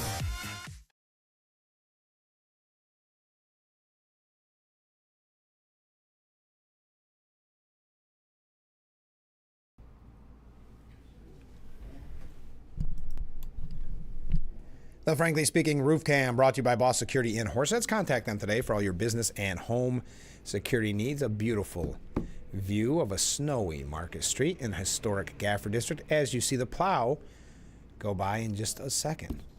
There you go. Welcome back as we broadcast live from the Hesselson's studio here on Market Street in Corning. Comment from a viewer. Greenland, LOL. I think it's just a statement and a show of power for the world from Trump. It probably is. I think it's much like when he keeps calling Canada the 51st state. I think it's just a little bit of fun. It's Trump's typical fashion of kind of needling, kind of getting people talking. Because let's face it, when it comes to getting people talking and getting media coverage,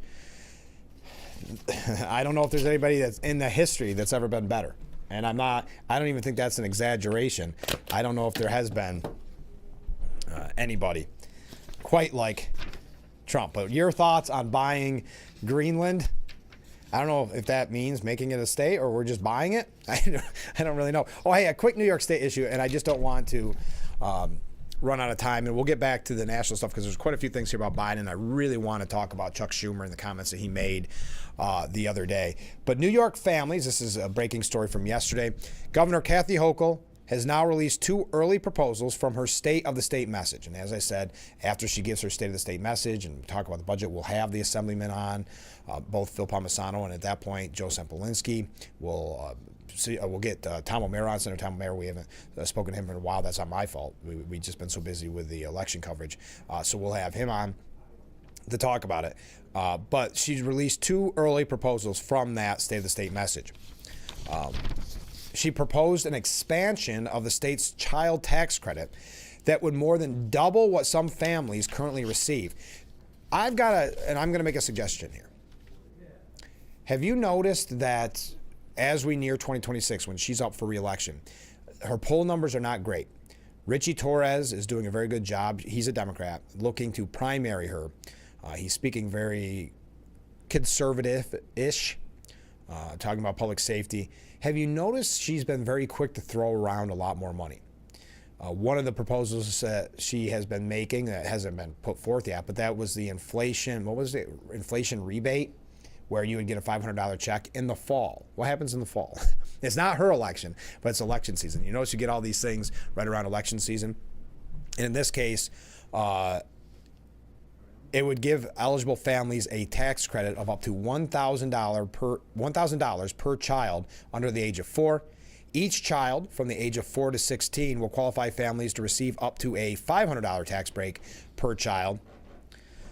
So that is what Governor Hochul is proposing. And why do I mention it? I think it's worth mentioning as we near 2026 and the concerns, and we were talking about her stance on fracking like we did yesterday, but her concerns about re-election. I think I had one other New York issue, but I'm not seeing it here. And I see we have some comments from viewers on that because we talked extensively about her position on fracking and specifically the climate change super fund taxing businesses $75 billion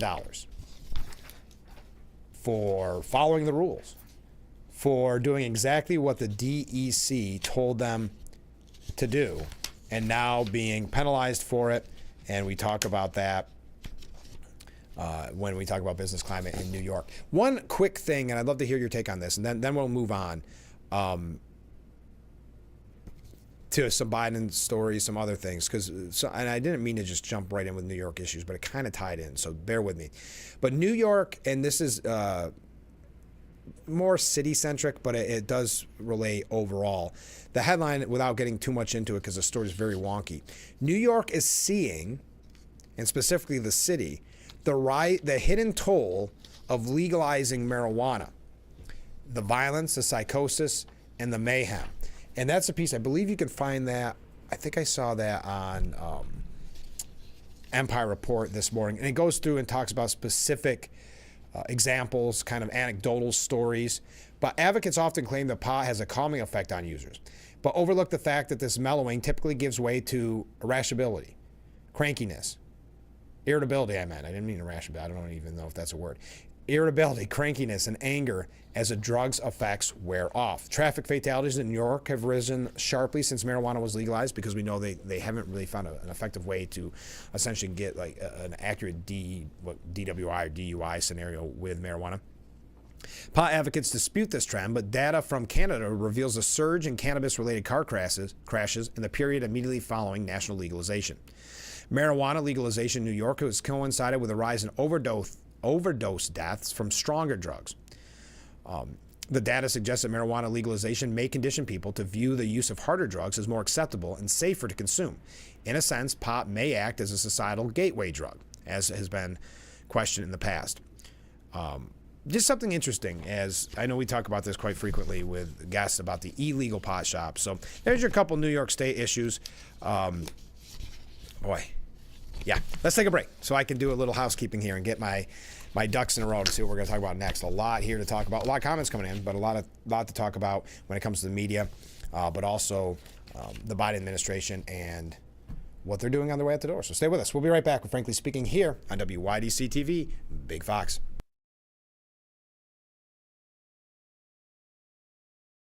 Race car drivers change lanes very fast, but with no outside mirrors. How come they don't crash? Introducing Angel View, the new wide-angle mirror that reduces blind spots. Angel View simply snaps over your car's rear view mirror, giving you a 160-degree view behind you. Ordinary rear view mirrors are small and flat, but Angel View has a huge mirror with curved glass. This convex shape allows you to see both blind spots with one glance. And with our Pro Edition special coating, it's anti-glare at night. Get your Angel View now for just $19.99 through this special offer. But wait, this may be your last chance to get Angel View at this low price. There is a strict limit of 2 Angel Views per order while supplies last. Order now.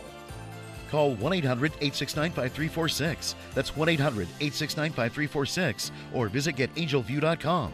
So call 1-800-869-5346 now.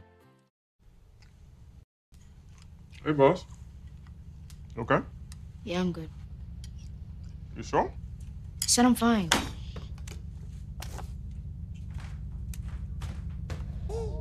Since I was little, it was only like me and my parents. You think you created family out of characters? Yeah, of course. I'm gonna take that and make it into a song.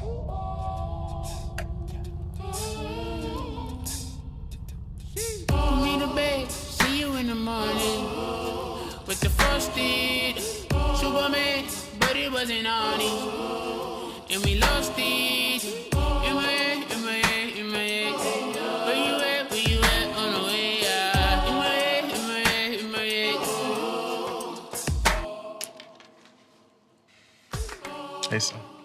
Hey, Pop. You can talk to me. It's been really, really hard for me.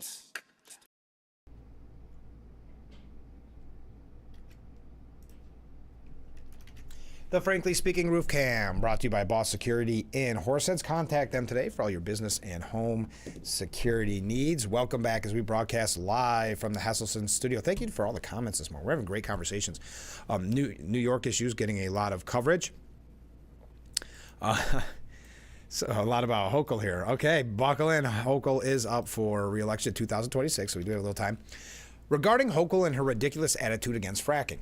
She will never change her mind because the people who vote Democrat live primarily in the big cities and have been brainwashed by the leftist media telling them that fracking is a horrible monster that will destroy their water supplies. You're exactly right. That's what they have been pushing. The propaganda has worked, and she's got to worry about her base, and her base would leave her in a heartbeat if she approved fracking. And that's why Governor Cuomo, I think it was actually Patterson that actually stopped fracking, but that's why Cuomo didn't buy onto it either. So you're right. I have no delusions here that she is going to all of a sudden make our state prosperous and allow fracking. And I think that's unfortunate. I think that's very telling of who she is and worried about the votes. Continuing, maybe like this is from a different viewer, maybe like the new toll that new toll that they have, congestion pricing or whatever it's called in New York City, that our famous governor put on New York City is failing. Another one of her brainstorms that failed, like letting illegals in. Oh, that's how she's going to pay for them. Yes, from the tolling. Good point. Yeah, that has been a mess. People skirting the system, trying to avoid it, and rightfully so. It's expensive. It's outrageous. They were talking about, I saw an article yesterday talking about what it means for food prices in New York City because the cost of the delivery and like that going certain areas. Then there's people that live on the border of that congestion line that said the traffic is overwhelming now because people are trying to avoid it. And so they're going through, for lack of a better term, these neighborhoods as compared to what they would have done in the past. Yeah, it's been a mess. And that's not even coming from conservative outlets. That's coming from everywhere. So you're right. Another brainstorming idea that was a failure. Here we go. Regarding Hochul, this is a different comment from a different viewer. Of course, it's a different comment. Regarding Hochul and the $500. Many of us who are retired do not have to file tax returns, and as a result are not eligible for the money even though being retired. More often than not, equates to living below the poverty line. That's a very good point. Thank you for that. I did not realize that you would not be a part of that $500. Interesting. Thank you for that. Okay, now back to Greenland. Hey, look at the waves coming in. Greenland is a few thousand short of the 60,000 required for statehood. That makes sense. I couldn't understand why I didn't hear anybody saying that it would be the 51st state. Makes sense. But this viewer has the solution. Maybe we can send some of the illegal aliens there so that we can make the cut, so that Greenland can make the cut. Good point, viewer. Thank you very much. Thank you for that. That makes sense now. I wasn't thinking with the size of Greenland. Okay. Let's go. You know, there's so many things to talk about here, folks, and I don't want to miss out on this Chuck Schumer piece because it piggybacks onto what we talked about yesterday. So let's go to that. Jumping around a little bit this morning. Excuse me, got a frog in my throat. Oh, shouldn't have done that right in the mic. Senator Chuck Schumer didn't learn one of the primary lessons of the 2024 election, according to the New York Post. Americans resent getting fed insultingly obvious lies. And this is what we've been saying on this program, whether it's inflation, that no, everything's fine, never mind that you're broke, never mind you have no savings account anymore. Whether it's public safety, no, you're safe. They're doing that a lot, and I hate the term gaslighting, but gaslighting people in New York City that no, that the subways are safe. This is just isolated incidences, or no, bail reform is working like in upstate, and then you see victims that didn't have to be victims. So they're exactly right. Americans resent getting fed insultingly obvious lies. And Chuck Schumer did not learn from that. Now, Kristen Welker, if you recall, on NBC News, played Chuck Schumer a clip of him in February claiming Biden's mental acuity is great and calling any suggestion otherwise right-wing propaganda. She prodded Chuck to explain himself. What do you say to Americans who feel as though you and other Democrats misled them about President Biden's mental acuity? and we mentioned this yesterday, this is just a recap. Someone with an ounce of shame or sense might take that opportunity to grovel or at least apologize. But Schumer opted for a fresh whopper. Quote, "We didn't. Let's look at President Biden. He's had an amazing record. He's a great guy. And when he stepped down, he did it on his own because he thought it was better, not only for the Democrat Party, but for America." He didn't want to step down, Chuck. That was crystal clear. You guys made sure that he stepped down. As the Post said, did it on his own with Nancy Pelosi's knife to his neck and the party donors on strike. And again, that's why I mentioned earlier, big donors playing the most important role in presidential history with not only knocking out a sitting president, also giving Harris $1.5 billion. So when they talk about campaign finance, keep that in mind. Continuing. And still no acknowledgement that Biden has been clearly, painfully, publicly failing for months. I would argue years. I would say that according to that Wall Street Journal piece, the White House saw the mental decline day one. And I believe many of us saw it early on. I mean, we knew that there could be issues there, but you started seeing it. And again, they said, never mind what you're seeing with your eyes. Never mind how he's acting. He's sharp as a tack was a term that was used quite frequently. And Donald Trump shared the truth. If you haven't seen the video clips of various Democrats defending Biden's mental acuity. So Biden didn't, he said, we didn't hide it. Look at what he's done. That doesn't speak to the question that Welker asked. And because he's a Democrat, Welker's not going to do the follow-up and the fact-checking. I'm actually shocked she asked him the question in the first place, but not do the fact-checking that, and I use that term very loosely, that they do with Republicans, interrupting and saying, what you do, that type of thing. Notice she doesn't do that. So even as Chuck Schumer insisted he could do 4 more years, remember that Biden could do 4 more years. He said that not that long before Biden dropped out. Chuck dodged, "I'm not going to speculate on whether Biden could have served a second term," when months earlier he was part of a chorus insisting Joe was sharp, detail-oriented, and on his game, and denouncing the right-wing propaganda to the contrary. Even though White House aides have now admitted to the Wall Street Journal that they started hiding Joe's mental decline on day one of his presidency, even before the disastrous debate, the truth was obvious to anyone who would watch the president at any public event. It wasn't, is there going to be a gaffe? There is going to be a gaffe, no matter what. And I don't just mean a little misspeaking or whatever, then they blame it on his stutter when he was a kid. I'm talking there'd be something major in nearly every event he participated in.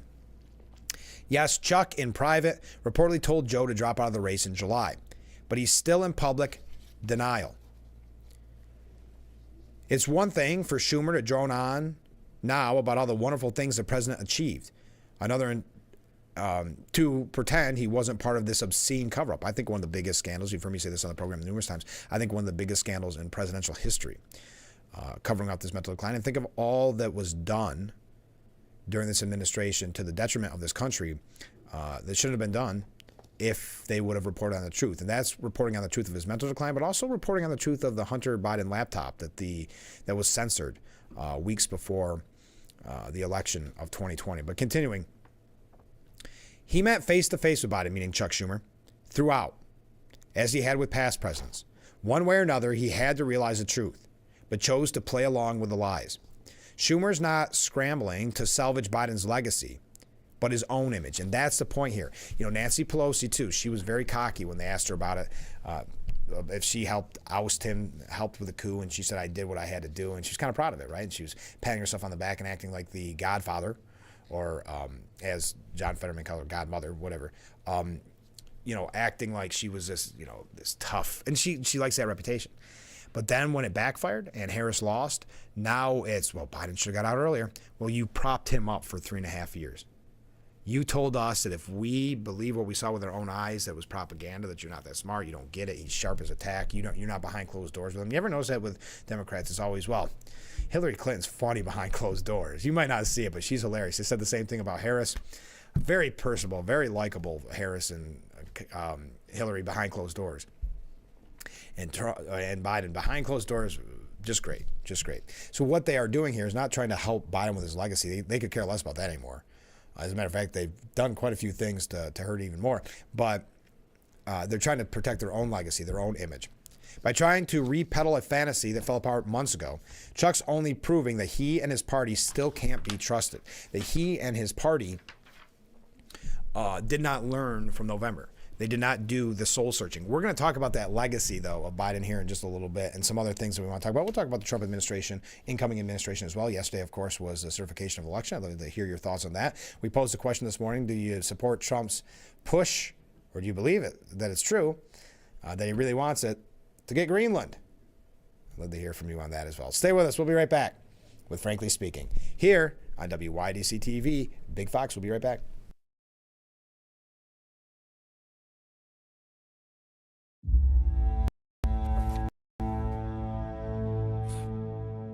Heather and I had an argument just like any other couple. I was lost and lonely. I had snapped. I had a gun and I was going to take my own life. Heather helped me realize that there was still life to live for the better of myself, my family. My weapon is now safely put away. My son, Ricky, took his life by the use of a firearm. It broke me in ways that I never knew that I could be broken. And I contemplated suicide. Afterwards, we found out his girlfriend, she was pregnant. If that was my grandson, I was gonna have to be here for him. I still own my firearm. I keep it in a safe because I want to keep my grandson and myself safe. A moment of crisis can happen to anyone. Store your gun securely, locked, unloaded, and away from ammo.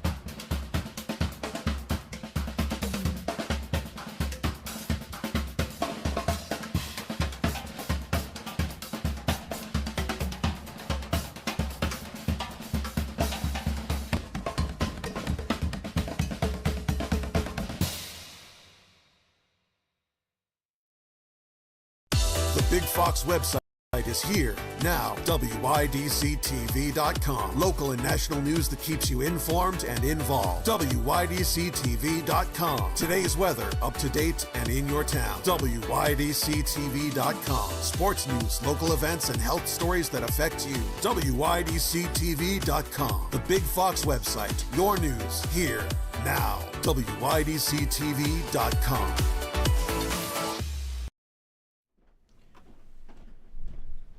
The Frankly Speaking Roof Cam brought to you by Boss Security in Horseheads. Give them a call today for all your business and home security needs. A very wintry view of Market Street. We are back broadcasting live from the Hesselson studio. So many comments from viewers. Here we go. I think if the true numbers were crunched, trying to say that pot use leads to harder drugs is akin to using alcohol, always leading to alcoholism.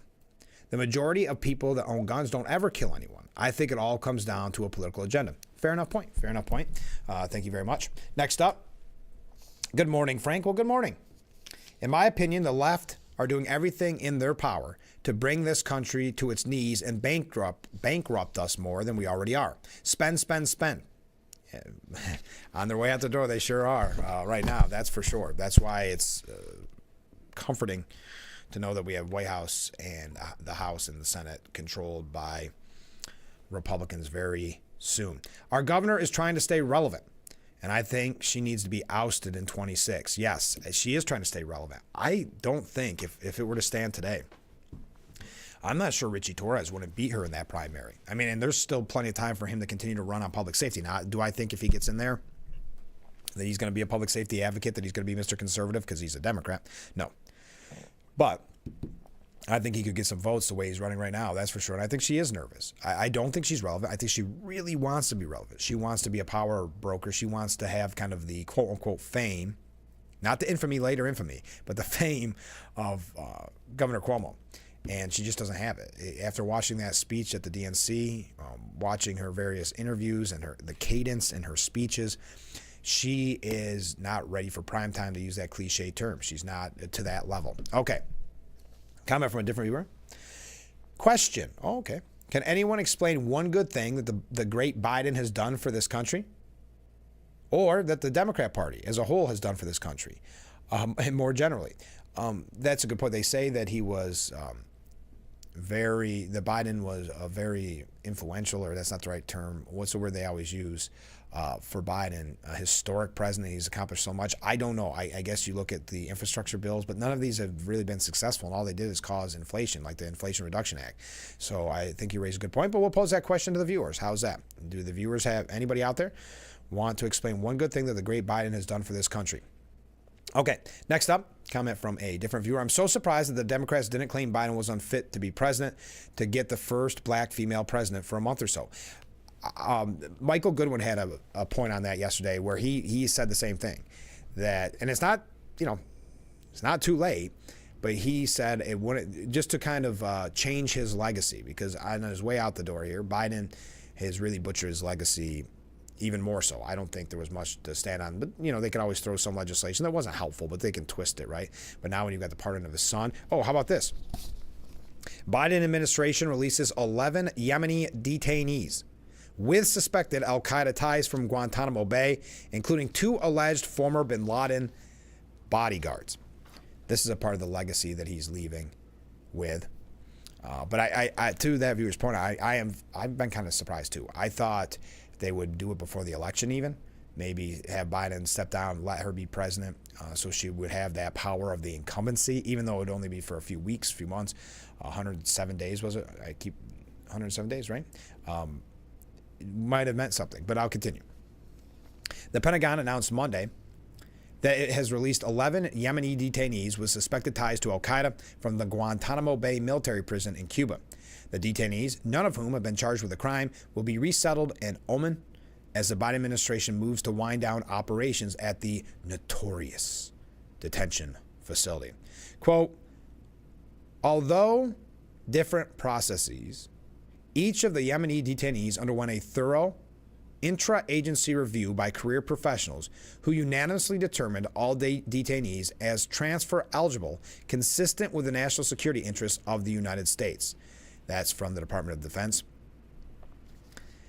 The Pentagon noted that Defense Secretary Lloyd Austin notified Congress in 2023 of his intent to repatriate the 11 Yemeni detainees to Oman. Quote, the United States appreciates the willingness of the government of Oman and other partners to support ongoing U.S. efforts focused on responsibly reducing the detainee population and ultimately closing the Guantanamo Bay facility. So just another part, I'm not going to go through everybody's history there, but just another part of his legacy as he walks out the door. All right, let's take, how we doing? We're doing good on break? He has so much to cover. So many great comments coming in. Keep them coming in. We've got a couple things here about Trump. I do want to mention, here we go.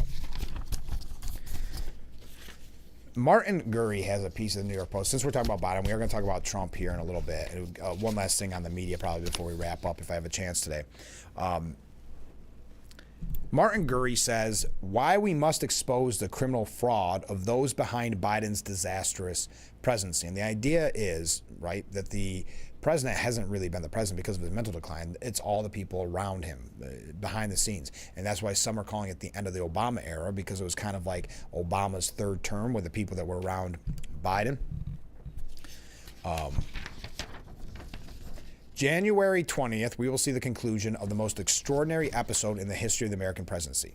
For the last 4 years, the supposed president, Joe Biden, has been the man who wasn't there.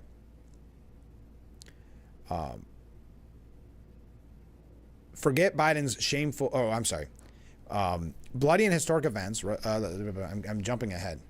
Millions of non-Americans of every description, including terrorists, criminals, and members of the Cuban Communist Party, have swarmed over the Mexican border and flooded into our urban centers, costing billions of taxpayers' dollars to support. And still, Biden wasn't there. Bloody and historic events. Russia's invasion of Ukraine. Hamas's, I'm not sure if I'm going to say this right, pogrom in Israel. And the subsequent five-cornered Israel-Iran war have shaken the world. Yet Biden wasn't there. And speaking of money, trillions were spent by a ramshackle administration that built nothing and achieved nothing, but did manage to trigger an inflationary spike, making food, cars, and housing less affordable to ordinary Americans, though Biden wasn't there for this either. The President of the United States is supposed to preside. I mean, it's in the title. Biden didn't because he couldn't. From the start of his term, we are now told old age had grievously enfeebled his mind and dimmed his mind, or enfeebled his body and dimmed his mind. And the latter, let's recall, never burned with particular brilliance. It's not as if he was at a very high level from the beginning. The controllers who managed Biden worked hard to keep him away from his job. He spent 40% of his time in office on vacation. Joe Biden, great gig if you can get it. That's what the term was. But even when Biden was in Washington, he had bad days during which he wasn't allowed to play act being president. Only 7 cabinet meetings were held during his term. That's 1.75 meetings per year, in case you're counting. Did these people know each other's names? Did they get to know each other? One can imagine that rather than the coordination of policy, meetings were taken up with trying to figure out who was the person that was sitting 2 chairs away from you at the big table. This was a cabinet that wasn't there. The predictable consequence was an absolute policy vacuum. The U.S. government ran on slogans. Arsenal of democracy meant Ukraine. Immediate ceasefire meant Israel. Equity meant racialism. And once the slogans were uttered, we were stuck with them forever. It's been impossible for a brain-dead government to learn from failure, for example, in our dealings with Russia and the Middle East. Even when Biden was having one of his presumed good days and he was allowed out in public, he was liable to blurt out weird and shocking statements. He said the regime change in Russia was a necessity. He said the U.S. would go to war with China if it invaded Taiwan. He said many things that contradicted past American positions and had never been part of the administration's baggage. Statements that had to be walked back, denied, and spun by horrified White House staff. And sometimes you'd see the video of how horrified they were. When Biden said of his Republican opponent, Donald Trump, quote, "The only garbage I see out there are his supporters," staffers waved their arms and jumped up and down, exclaiming, "No, you're missing an apostrophe," which apparently made all the difference. How does this happen? And who are these people? Who gets to tell the president when he's an idiot? That he said a no-no? Who exactly is running the country? Certainly it appears to be Jill Biden and not Joe. Who is actually there when Biden isn't? Is it his wife? His sister? A White House chief of staff? Whose whole regions of the globe bleed and burn while whole regions of the globe bleed and burn? Who makes these awful decisions on behalf of the wealthiest and most powerful country of all? Is it National Security Advisor Jake Sullivan or maybe Antony Blinken? For most of Biden's tenure, staffers were represented as mere underlings, cleaning up behind rare slip-ups by the boss. After his cognitive incapacity was painfully demonstrated during the debate, especially after dropped out of the presidential race, the story changed. Family and staff, the new line went, had overprotected the president out of affection and loyalty. They had covered up Biden's now universally acknowledged decline. This profoundly misrepresents the situation that has prevailed over the past 4 years. Whoever has been making decisions on Biden's behalf criminally usurped presidential power. This is why I get to this piece, because I think that's an important note to make. In 2020, American voters didn't elect Jill or Valerie Biden or Sullivan or Blinken. They elected Joe Biden and invested him with the tremendous powers of the presidency. If, in the way of all flesh, Biden has become too incapacitated to perform his duties, he could have resigned or been removed by invoking the 25th Amendment. But the people around Biden knew exactly what was happening. It wasn't subtle. Joe Biden is like dad, not literally. He can't say a sentence, observed Henry Appeal, a national security staffer. Those closest to the president must have seen him at his worst. Yet they chose to perpetrate a fraud in which Biden was turned into a scripted sock puppet. And they got the thrill of running the world. Blind ambition. It's that blindness to consequence involved in this scandal would make Lady Macbeth blush. The entire federal government, all that time, was flying blind like an aircraft, entirely circling on automatic pilot. What actual person in the administration, names and addresses please, made the calls and the persistent trampling on our citizens' rights? He asked that question, like the Catholic groups or the parents asking questions at that PTA meeting. Second question, where in the heck was the news media while this clown show was going on? Everyone with eyes could tell you that Biden had slipped to a far place from which there was no returning. And of course, and it goes on and on, but the media playing such a important role in this and now trying to deny it, trying to blame Biden, trying to blame Jill, trying to blame Hunter. So I thought that was a really interesting piece from the New York Post, but we're running late. Oh my goodness, look at all the comments coming in. We'll read them when we come back. Keep those waves coming in too. We'll be right back with Frankly Speaking here on WYDC TV. Big Fox, please stay with us.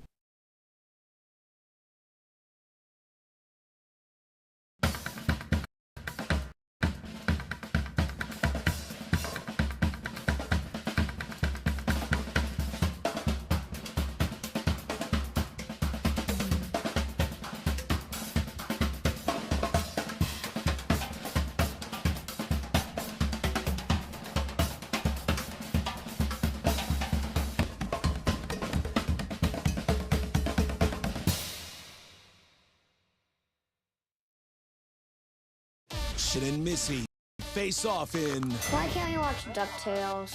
Because we don't learn anything. Book Smarts versus Street Smarts. Is it working? Are you feeling motivated? Very. It's the battle of twins. Life is so confusing. I always hoped it would be easier for me when I grew up. It's gonna be all right. You were faking. Bazinga. Young Sheldon. Weeknights at 6:30 on Big Fox.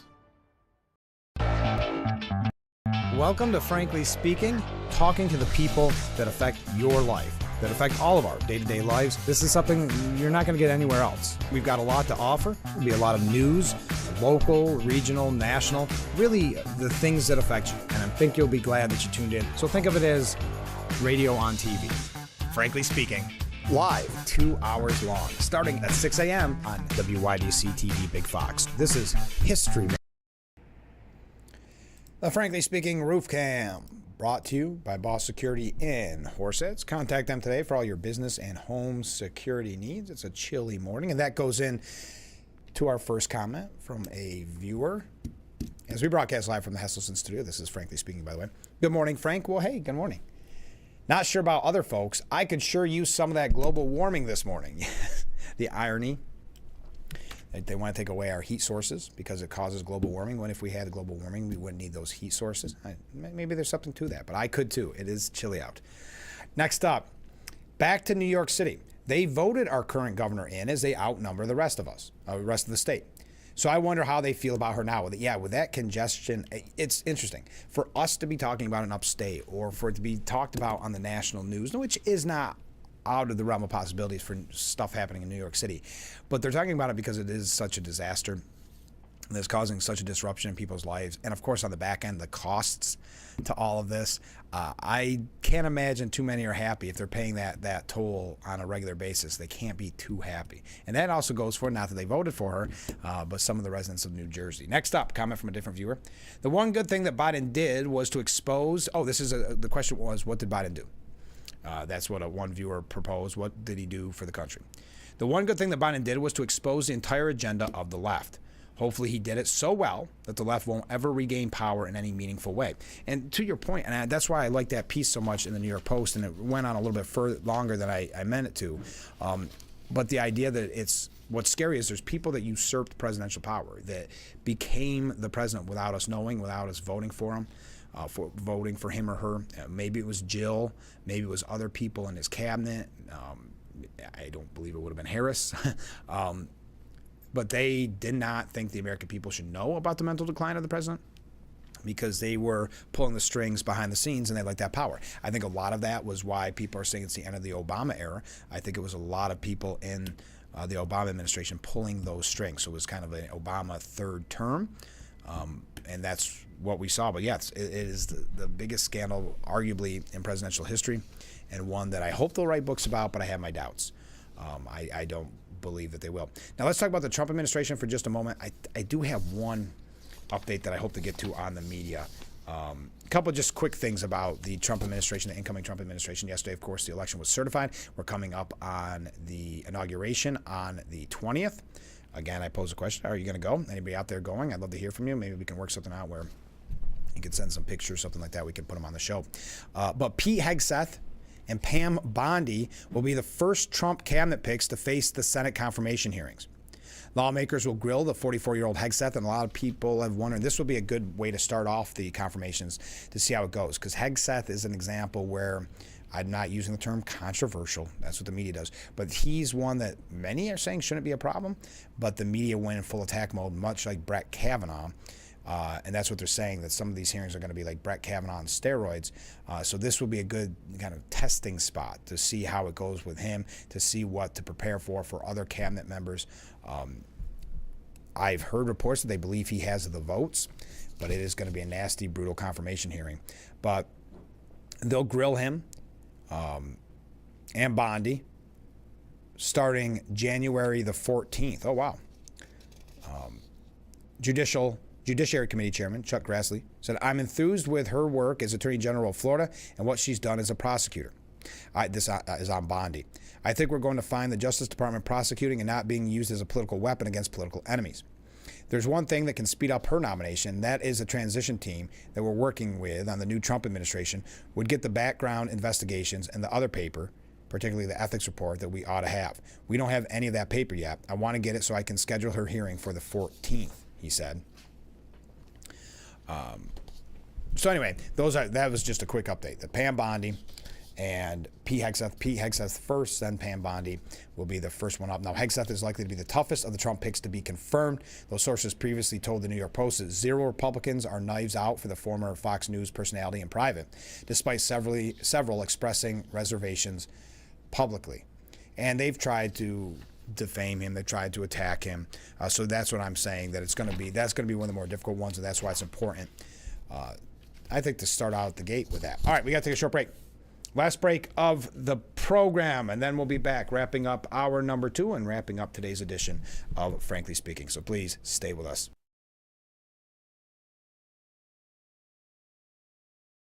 Today's top story: increasing fuel costs continue to drive up inflation, making it harder to afford everything from food to home heating. Here at Hustlesons, we know the only way to beat inflation is to fight inflation. So we're fighting back with zero interest financing and big cash rebates. Get a 4-person hot tub for your family for as little as $100 per month and pay zero interest. Or save up to $3,000 on a fabulous salt system hot tub. And of course, you will always get Hustlesons' unbelievable service. Don't let inflation fears kill your dreams. Fight back with Hustlesons. Remember, it's always fun to poke in the corners at Hustlesons.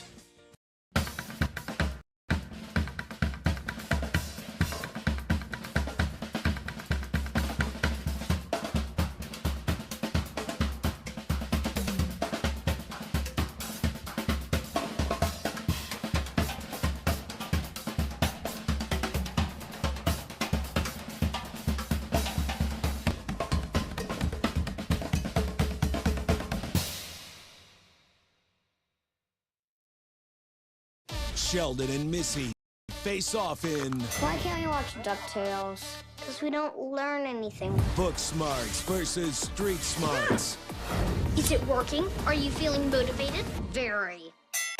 It's the battle of twins. Life is so confusing. I always hoped it would be easier for me when I grew up. It's gonna be all right.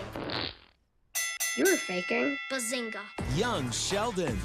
Weeknights at 6:30 on Big Fox.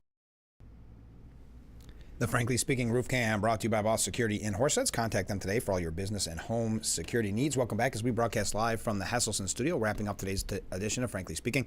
Comment from a viewer. I actually can think of one thing that Biden did that I agree with, and that is that he signed a bill making the bald eagle the official national bird of the United States. See, I was still holding out for the turkey, much like Benjamin Franklin. No, I know that's a myth. That's not 100% an entire story or true story that he wanted to make the turkey the national bird, kind of. But thank you for that comment. Wasn't it shocking that it took that long? I didn't know that hadn't already been done, but yes, I saw that recently. So thank you for that comment. Trump's border czar, Tom Homan, he's floating the idea of a weekly White House briefing on migration to share the migrant arrests and deportation numbers. I think it's shocking that it's a news story that someone wants weekly White House briefings. I think that would be a great idea to keep everybody up to date. Not the 1.75 cabinet meetings a year in the Biden administration. Just before we go, here we go. Comment from a viewer. Typical Democrat. I'll give you $500 and take it back, and then some, and then some every day in New York City. Oh yeah. Then your congestion pricing. Listen, I'm not saying I don't want $500. I'm not saying I'm Diamond Jim over here. But what I'm saying is, $500, especially in the city, isn't really helping you with inflation. It's a vote buying campaign. I mean, again, I'm not going to rip up the check or donate it back to New York State, but at the same time, especially with congestion pricing, I think they actually did the math on that and how quick that $500 check would be gone if you had to pay that. But anyway, I wanted to mention this before we go, and then we are out of time. But there's a new report out that suggests that the New York Times journalist has regrets over the Kavanaugh coverage. You remember how nasty the Kavanaugh coverage was? The reporter whose coverage was part of the smear campaign against Kavanaugh has regrets about his role in what became a sensational, fabricated account of the judge's high school life. The reporter, David Enrich, expressed his regrets to Mark Judge, one of Kavanaugh's classmates. Judge wrote at chroniclesmagazine.org that Enrich's frank response to a media query had caught him by surprise. Enrich responded in a way that surprised me. Quote, I spent a lot of time thinking about my role in the Kavanaugh coverage, and I'd be happy to talk to you about it at some point. For now, I will just say, and I have learned some lessons and would probably do certain things differently next time. Interesting. As they said, this is going to be Kavanaugh on steroids, these upcoming confirmation hearings. We're out of time for today's edition of Frankly Speaking. What a fun morning. Thank you for all the comments. I hope you have a great day. Stay safe out there in that snow. And we'll be back tomorrow morning starting at 6 for Frankly Speaking, only on WYDC TV, Big Fox. I look forward to it already.